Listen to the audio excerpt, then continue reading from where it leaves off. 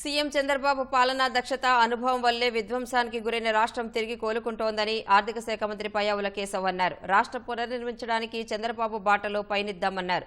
ప్రభుత్వ లక్ష్య సాధనకు అంతా కలిసి పనిచేద్దామంటూ కలెక్టర్ల సదస్సులో పయ్యావుల పిలుపునిచ్చారు.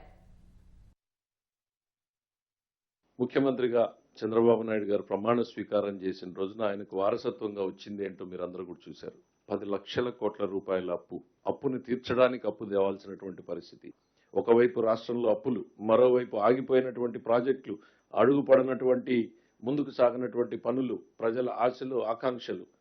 మామూలు వ్యక్తికైతే నిద్ర లేనటువంటి రాత్రులు గడిపేటువంటి వ్యక్తి ఒక ఆర్థిక శాఖ మంత్రిగా నేను చెప్తా ఉన్నా.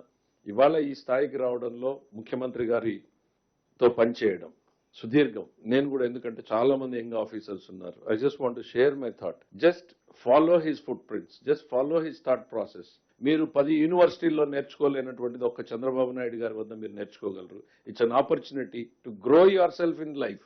మన రాష్ట్రానికి ఆదాయాన్ని ఇచ్చేటువంటి ఎక్సైజ్, కమర్షియల్ ట్యాక్స్, రిజిస్ట్రేషన్ డిపార్ట్మెంట్లు ప్రతి రూపాయిని సంపాదించడానికి ఎంతో కష్టపడి పనిచేస్తా ఉన్నారు.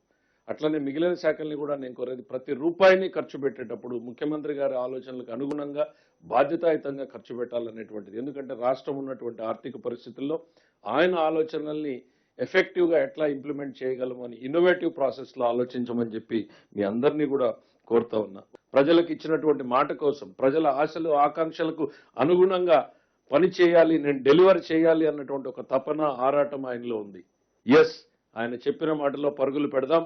ఈ రాష్ట్రాన్ని పునర్నిర్మించడానికి మన వంతు ఆయన మాటలో అడుగులో బాటలో సాగుదామన్నటువంటి నమ్మకంతో పనిచేస్తూ ఉన్నాం. మీరందరూ కూడా ఈ రాష్ట్ర ప్రభుత్వ లక్ష్యాలను చేరుకోవడానికి కలిసి పనిచేద్దామని మిమ్మల్ని అందరినీ కోరుకుంటూ మరొకసారి మీ అందరి వద్ద సెలవు తీసుకుంటున్నా.